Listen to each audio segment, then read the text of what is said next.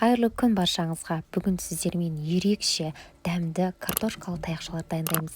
Алдымен менің каналыма тіркеліп, видеоны міндетті түрде соңына дейін қараңыздар. Картошкаларымызды қабығынан ашып, осылай турап дайындап аламыз.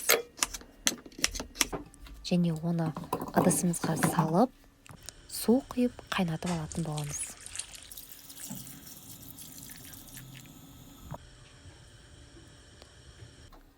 Енді піскен картошкаларымызды езіп дайындап аламыз.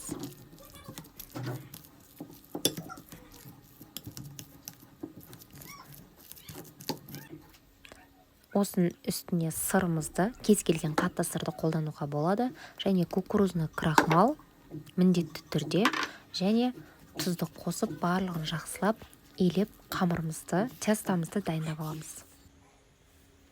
Міне сондай жұмсақ, өте әдемі осындай теста шықты. Енді осыны арнайы пленкаға, аузы осылай жабылатын пленканы, міне осы размерге 3 картошка, ровно орташа 3 картошка сияды.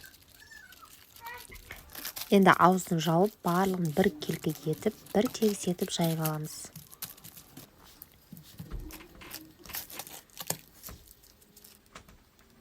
Ішіндегі артық ауасын инемен тесіп шығарып алдым. Барлығын осылай бір тегіс етіп жайып аламыз. Міне дайын болған тестамызды енді морозильникке салып қатырып аламыз. Міне морозильникке салып дайындап алдық. Енді осыны ұзыннан соломка етіп кесіп шығамыз.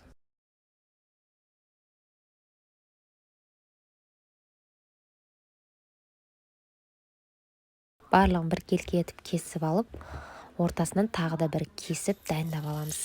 Қызып тұрған майымызға осылай 3-4 бөліктерден салып пісіріп аламыз.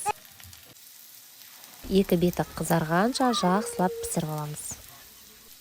Өзіме, балаларыма өте қатты ұнады. Міндетті түрде жасап көріңіздер. Ас болсын, назарларыңызға рахмет.